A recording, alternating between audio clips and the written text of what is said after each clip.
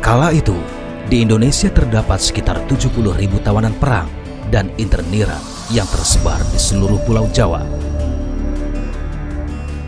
Sebelum kedatangannya ke Jakarta, Sir Philip Christison dalam pernyataannya di sebuah radio Singapura sempat menyatakan bahwa Sekutu hanya akan menjalankan tugas kemiliteran dan tidak mau ikut campur dalam politik dalam negeri Indonesia.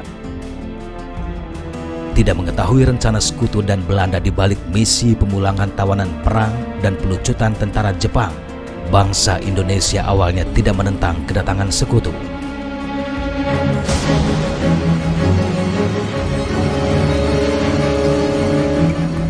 Namun, kesepakatan Sekutu Belanda dalam Civil Affairs Agreement membuat Inggris mengikut sertakan beberapa perwira pemerintahan sipil Hindia Belanda atau NIKA sekaligus kesatuan pasukan Belanda saat kedatangannya ke Jakarta. Sebelumnya, pemerintah Belanda melakukan serangkaian lobi dan pertemuan dengan pemerintah Inggris. Hasilnya, pada 24 Agustus 1945 disepakati oleh Sekutu dan Belanda bahwa wilayah Hindia Belanda yang berhasil direbut Sekutu akan diserahkan tanggung jawab sepenuhnya kepada pemerintahan sipil Hindia Belanda atau NIKA. Lord Mountbatten sebagai pemimpin Southeast Asia Command mengeluarkan surat perintah kepada para komandan divisi. Kalimat dalam surat perintah ini kemudian berakibat fatal bagi rakyat Indonesia, terutama di Surabaya.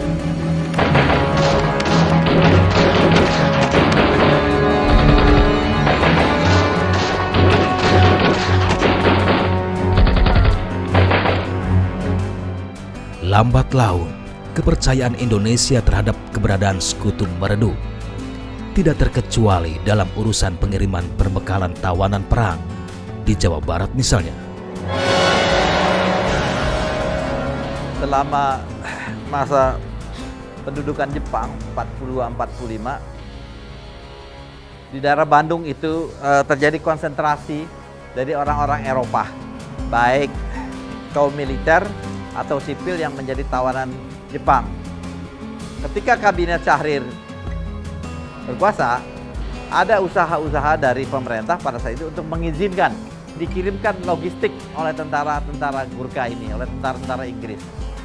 Mereka melewati jalur kereta api dari Jakarta terus dan sampai ke Bandung. Mereka sangat arogan dan bertemperamen dalam persoalan ini, tidak menganggap. Padahal pada saat itu tentara kita, tentara keamanan rakyat, sudah eksis di daerah-daerah yang saya maksud tadi. 21 November 1945, tanpa pemberitahuan kepada pihak TKR, Sekutu mengirimkan perbekalan untuk para tawanan di Bandung dengan menggunakan kereta api melalui jalur Cikampek. Alhasil, di tengah perjalanan, Sekutu yang terdiri dari belasan tentara Gurkha Rifle diberhentikan dan dihadang oleh resimen TKR Cikampek. Peristiwa Dauan itu terjadi ketika satu lokomotif yang memuat logistik Inggris berjalan dari arah Jakarta menuju Bandung, dan ketika dicegat lepas dari stasiun Cikampek oleh pasukannya Resimen 5 yang pada waktu itu dipimpin oleh Letnan Kolonel Mupreni, yang mencegat waktu itu adalah Letnan Priyatna. Mereka bertanya tentang surat izin itu kepada pimpinan rombongan yang waktu itu dipimpin oleh seorang perwira Inggris, kalau nggak salah pangkatnya letnan. Mana surat izin dari pemerintah Indonesia untuk lewat ke Cikampek? Jawabannya waktu itu dari letnan Inggris, apa?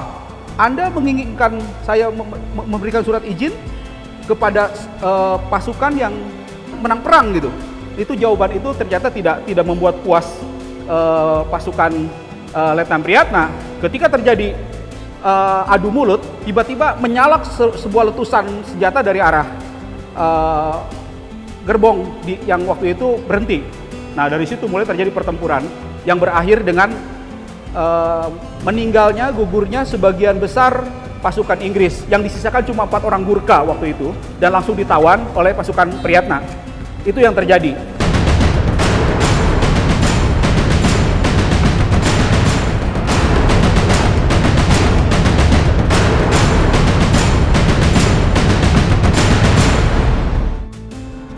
Tindakan penghadangan oleh para prajurit TKR Resimen Cikampek tentu sangat beralasan. Kekhawatiran bahwa pengiriman perbekalan APWI ke Bandung rawan berubah menjadi pengiriman bantuan militer mengemuka. Untuk menghindari terulangnya peristiwa Dawan, Markas Besar Sekutu kemudian memilih alternatif perjalanan menuju Bandung. Jalur darat melalui Bogor, Sukabumi, dan Cianjur kemudian dipilih karena dianggap lebih aman dibanding jalur kereta api Cikampek.